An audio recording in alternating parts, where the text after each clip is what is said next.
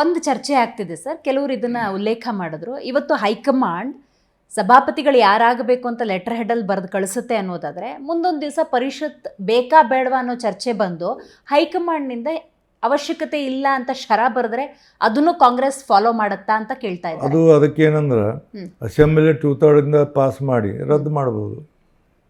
2/3 ಮಾಡಿ it is a creation by the assembly, ರದ್ದು ಮಾಡ್ಬೋದು. ಬಟ್ ಇತಿಹಾಸದಲ್ಲಿ ಇದಕ್ಕೆ ಭಾಳ ಪ್ರಸಿದ್ಧಿ ಇದೆ. ಇದಕ್ಕೆ 113 ವರ್ಷ ಇತಿಹಾಸದಿಂದ ವಿಧಾನ ಪರಿಷತ್ತು ದೇಶದಲ್ಲಿ ಯಾವುದೂ ಇಲ್ಲ. ಅದು ಚೆನ್ನಾಗಿ ಮೈಸೂರು ಮಹಾರಾಜರು ಪ್ರಾರಂಭ ಮಾಡಿದ್ರು. ಮತ್ತು ಇದರಿಂದ ಸಾಕಷ್ಟು ಜನರಿಗೆ, ಸಾಹಿತಿಗಳಿಗೆ, ಸಿನಿಮಾದವರಿಗೆ ಮತ್ತು ಸಾರ್ವಜನಿಕ ಬದುಕಿನಲ್ಲಿ ಕೆಲಸ ಮಾಡಿದವರಿಗೆ, ಮಾಧ್ಯಮದವರಿಗೆಲ್ಲ ಕೊಡ್ತಾ ಬಂದಿದ್ರು ಅವಾಗ. ಇವಾಗೇನು ಪೊಲಿಟಿಷಿಯನ್ಸ್ ಹಿಂದೆ ಚಮಚಗಳು ಅವರು ಇರೋದು ಅವರ ಬರಾಕತ್ತಾರೆ. ಇಲ್ಲಿ ಯಾರೊಬ್ಬರು ಸಾಹಿತ್ಯ ತೋರಿಸಿ ನನಗೆ. ಈಗ ನಮ್ಮ ಹೌಸ್ನಲ್ಲಿ ಒಬ್ಬರು ಸಾಹಿತಿಗಳಿಲ್ಲ. ಏನಪ್ಪ, ಹಿಂದೆ ರಂಗೇಗೌಡ ಇದ್ದರು, ಸದನ ನಡೆಯುವಾಗ ಬಾಳ್ಘಾಟ್ನ ಒಂದು ಹಾಡ ಹಾಡ್ತಿದ್ರು, ಶಾಂತ ಆಗಿತ್ತು. ಆಮೇಲೆ ಸಿದ್ಧಲಿಂಗಯ್ಯ ಇದ್ದ, ಕವಿ ಇದ್ದ, ಅವ ಏನನ್ನು ಹೇಳ್ತಿದ್ದ. ಎಚ್ ನರಸಿಂಹರಿದ್ದರು, ಅವರು ಎಜುಕೇಷನಿಸ್ಟು, ಏನೋ ಹೇಳ್ತಿದ್ರು. ಮತ್ತು ಕಾದರಿ ಶಾಮಣ್ಣ ಇದ್ದ, ಪ್ರಶ್ನವರಿದ್ದರು. ಅವಾಗೆಲ್ಲ ಇಂಥವ್ರು. ಈಗ ಯಾರಾದ್ರೆ ಒಬ್ಬರ ಹೆಸರು ಚಿಂತಕರ ಚಾವಡಿ ಅನ್ನೋದಕ್ಕೆ ಸರಿಯಾದ ಅರ್ಥ. ಚಾವಡಿ ಇಲ್ಲ ಇದು ಚಾವಡಿ ಅಲ್ಲ, ಇದು ನಮ್ಮ ಕಡೆ ಅಗಸ್ ಅಂತಾರಲ್ಲ ಹಂಗಾಗಿದೆ. ಚಾವಡಿ ಅಲ್ಲ ಇದು, ಆ ಥರ ಆಗಿದೆ. ಇದಕ್ಕೆ ಏನು ಮಾಡೋಕ್ಕೆ ಬರೋದಿಲ್ಲ. ಮತ್ತು ಯಾರೇ ರಾಮಕೃಷ್ಣ ಹೆಗಡೆಯ ಕಾಲಕ್ಕೆ ನೋಡಿ ಎಲ್ಲ ಅಪಾಯಿಂಟ್ಮೆಂಟ್ ಅವ್ರನ್ನ ಮಾಡಿದ್ದವರು, ಸಿದ್ಧಲಿಂಗಯ್ಯನ ಇವರನ್ನ ಇಂಥವ್ರನ್ನೆಲ್ಲ ಮಾಡ್ಕೊತ ಬಂದಿದ್ರು.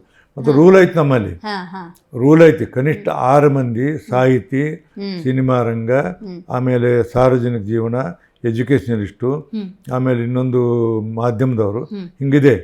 ಅವ್ರನ್ನ ಮಾಡ್ಬೇಕಂತಿದೆ. ನಾವು ಗವರ್ನರ್ನು ಸಹಿ ಹಂಗೆ ಮಾಡಿ ಕಳಿಸೋ ಗೊತ್ತಿಲ್ಲ, ಮಾಡಬಾರ್ದು. ಇದು ಇವರಲ್ಲ ಅಂತ ರಿಜೆಕ್ಟ್ ಮಾಡಬೇಕು ಗವರ್ನರು. ಮಾಡಿದ್ದಾರೆ. ಇದು ಗೌರವನೇ ಇಲ್ಲ ಆಗ್ಬಿಟ್ಟಿದೆ. ನಾನು ನಿಮ್ಗೆ ಹೇಳ್ತಿಲ್ಲ. ಕಾಂಗ್ರೆಸ್ನಲ್ಲಿ ಲೆಟರ್ ಹೆಡ್ಡಲ್ಲಿ ಯಾವಾಗ ಹೆಸರುಗಳ ಸೂಚನೆ ಬಂತೋ ಆವಾಗಲೇ ಸೂಕ್ಷ್ಮವಾಗಿ BJP ಮತ್ತು JDSಗೆ ಲೆಕ್ಕಾಚಾರಗಳು, ಅಜೆಂಡಾ ಅನ್ನೋದು ಗೊತ್ತಾಗಿರುತ್ತೆ.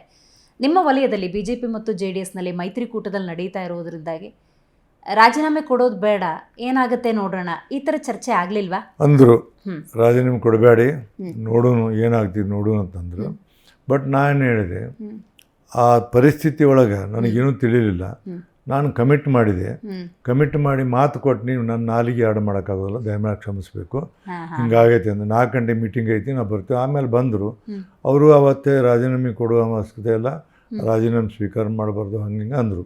ಬಟ್ ಬಹುಮತ ಇತ್ತಲ್ಲ, ಬಹುಮತನ ಒಂದು ಮುಂದೆ ಮಾಡಿಕೊಂಡು ಭಾಳ ಸರಿ ಬಹುಮತ ಐತಿ ಇದರಲ್ಲಿ ವಿರೋಧ ಪಕ್ಷದವ್ರಿಗೆ. ಬಟ್ ಏನೂ ಆಗಿಲ್ಲ. ಇದರಲ್ಲಿ ಅವ್ರದ್ದು ಏನಂದ್ರೆ ಒಂದು ಪವರ್ ಸಿಗ್ತೈತಲ್ಲ ನಮಗೆ ಅಂತ. ಇದು ಪವರ್ ಏನು ಪರ್ಮನೆಂಟ್ ಅಲ್ಲಿವು, ಪವರ್ದ ಮೇಲಲ್ಲ. ವಿಧಾನ ಪರಿಷತ್ ಇರೋದು ಪವರ್ ಮೇಲಲ್ಲ, ಮೆದುಳಿನ ಮೇಲೆ ಇರ್ತದೆ ವಿಧಾನ ಪರಿಷತ್.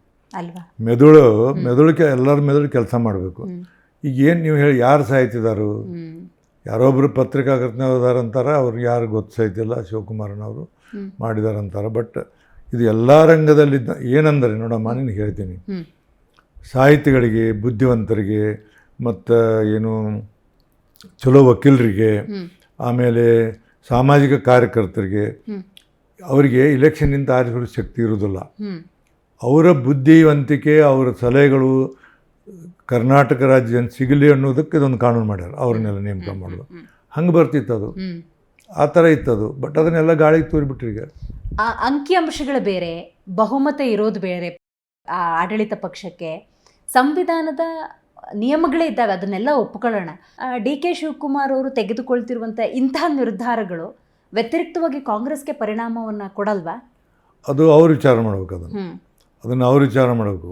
ಬಟ್ ಸಾಕಷ್ಟು ಮಾಧ್ಯಮದಲ್ಲಿ ಇವೆಲ್ಲ ಬಂದಾವ.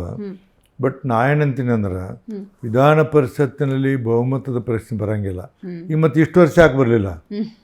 ಇತಿಹಾಸದಲ್ಲಿ ಮೊಟ್ಟ ಮೊದಲಿಗೆ ಒಬ್ಬ ವಿಧಾನ ಪರಿಷತ್ತಿನ ಸಭಾಪತಿಯೇ ಏನು ಅವಿಶ್ವಾಸ ಮಂಡನೆ ಮಾಡಿ ಕೆಳಗಿಳಿಸಿ, ಮತ್ತು ಅವರು ಪಿರಿಯಡ್ ಮುಕ್ತಾಯ ಮಾಡಿ ಒಬ್ಬರು ಬಂದು ಕುಂತಿಲ್ಲ ನಂಗೆ.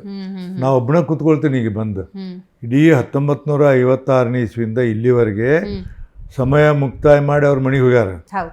ಬಟ್ ನಾನು ಇನ್ನೂ ನನ್ನ ಪಿರಿಯಡ್ ಇತ್ತು, ಇನ್ನೂ ನಾನು ಮುಂದೆ ಬಂದು ಕೂತ್ಕೊಳ್ತೀನಿ. ಅಲ್ಲೇ ಕೂತ್ಕೊಂಡಾಗ ನಮಗೂ ಒಂಥರ ಅಪಮಾನ. ಅದು ನಮಗೂ ಏನಪ್ಪ ಹಿಂಗಿತ್ತಲ್ಲ ಮಾಡಿದಂಥ ಅಪಮಾನ. ಆದರೆ ಬಹುಮತ ಐತಂತ ಏನು ಬೇಕಾದ ನಾ ಮಾಡ್ತೀನಿ ಅನ್ನೋದಕ್ಕೆ ಇದೊಂದು ಸಾಕ್ಷಿ ಇಷ್ಟೇ.